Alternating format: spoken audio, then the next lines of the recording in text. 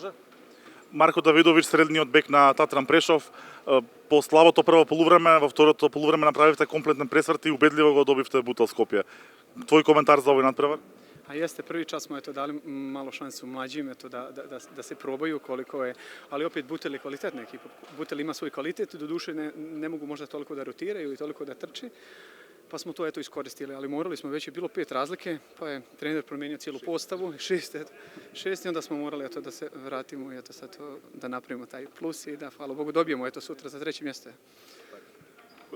Оваа сезона Татран има променет тим во Флорида споменатата сезона. Кои се амбициите на клубот сега? Нема сеха лига, нема чешко првенство. Може ли овој ростер да издржи напорот на играње Европски куп и Словачкото првенство? Ja mislim tačno tako i tu negdje smo imali kvalitet i prošle godine.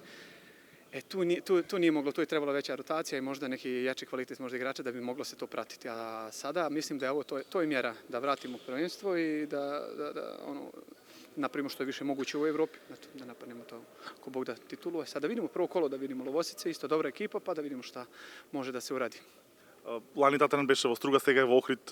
Сакаат словаците да се подготвуваат на балкански терен? Jeste, samo dok smo na Balkanu, dobro je. Meni srce puno i samo da smo na Balkanu. Hvala Bogu i Struga prošle godine je bilo isto fin turnir, stvarno posjećen isto i evo Ohrid, hvala Bogu, eto.